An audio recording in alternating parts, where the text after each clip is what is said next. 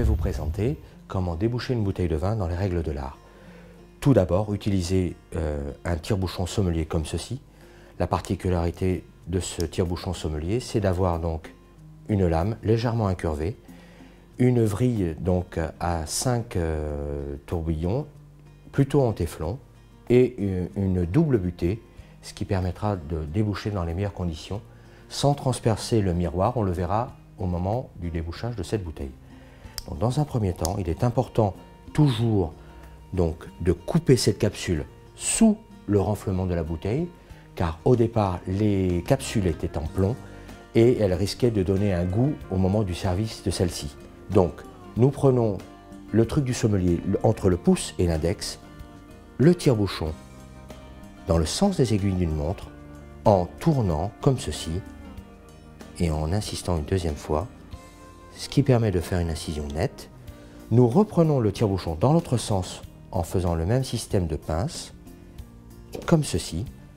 Bien évidemment, la bouteille ne doit pas tourner et l'étiquette doit toujours rester face au client. Nous pouvons donc contrôler que la capsule tourne, donc elle est effectivement très bien coupée. À partir de ce principe-là, nous allons donc couper cette capsule pour faire une légère incision du bas vers le haut, comme ceci, de manière très nette, et dégager de chaque côté cette partie-ci de la capsule. À partir de ce principe-là, cette capsule se défait tranquillement et d'une manière impeccable. À la suite de ça, nous allons donc prendre une petite serviette, essuyer le pourtour du goulot, comme ceci, utiliser donc notre tire-bouchon sommelier à 5 vrilles et commencer donc le débouchage. Il est très important d'utiliser donc cette vrille et de piquer bien au centre et très droit au niveau de notre bouchon. Comme ceci, il est important de bien démarrer droit.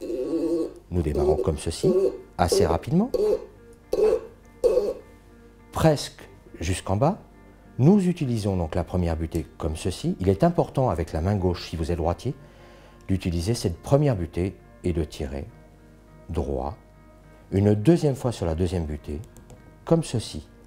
Nous n'allons pas plus loin, c'est important, car il faut toujours terminer à la main pour éviter un bruit disgracieux ou une dépressurisation qui permettrait de pouvoir éjecter le vin d'une manière violente.